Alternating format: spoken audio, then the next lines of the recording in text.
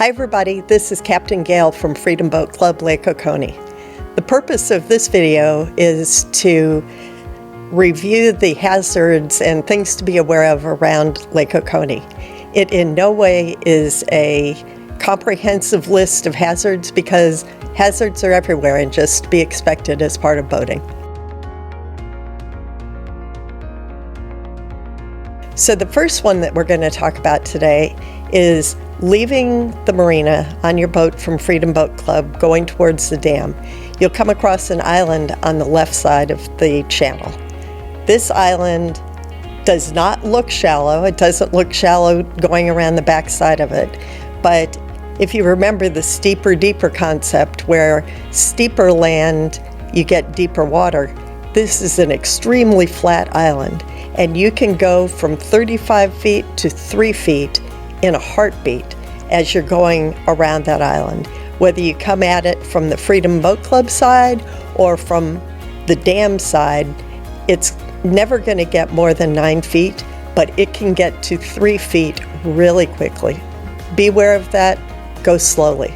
There often are a lot of boats tied up, even beach there. Now we can't beach our boats, but you'll see boats that do that.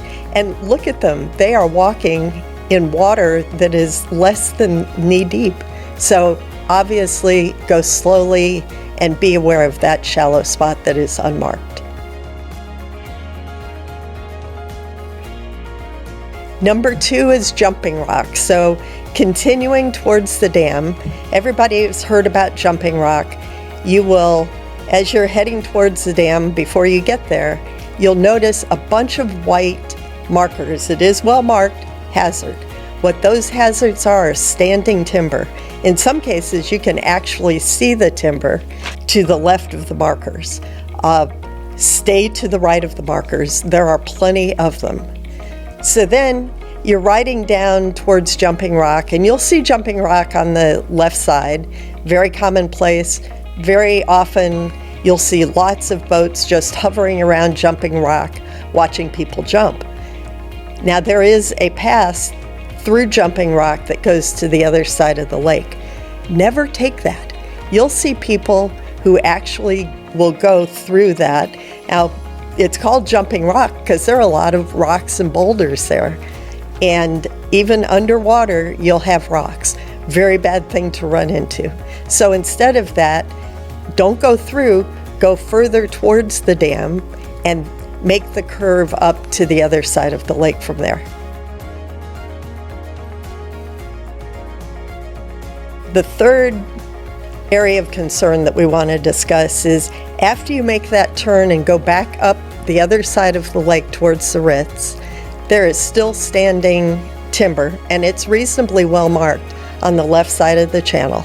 Make sure that you keep the hazard buoys on the left. Don't go beyond the hazard buoys where they're marked because there is standing timber there. As you're coming up past the Ritz, you're going to see a set of markers. It's a big circle of hazard markers. Trust those hazard markers. It's called the sandbar for a reason. It'll be 2 or 3 feet deep and great place to go in the summertime. You'll see a lot of people anchored out there and walking around. When you see people anchored out and walking around, you know that it's going to be shallow there. Where this place is past the Ritz, past the Lake Club, and there's the Lake Club Marina on the left. And straight out from the Lake Club Marina is this big circle of hazard buoys known as the sandbar. If you are at the sandbar or going around the sandbar and you go up the right fork, that's going to take you up towards Harbor Club. Beautiful area to boat. Follow the channel. Be real conscious of the idle speed areas because they mean idle speed there. So continuing up the fork of Harbor Club, you're going to reach a place called the Boathouse. And the Boathouse is often open for meals and just a fun place to go. But there is an extremely low bridge at the Boathouse. Make sure to put your bimini top down. And talking about bridges, there are a couple things to remember. First of all bridges on the lake are idle speed only.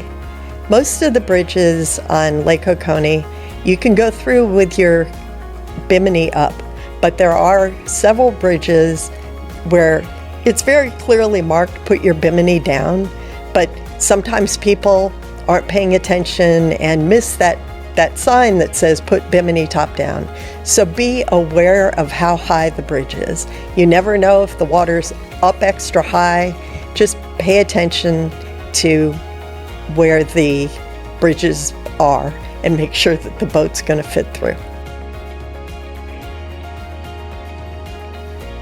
Another great tool that we have on all our Freedom Boat Club boats is a depth finder. That is one of the best tools you can have on a boat. Always pay attention.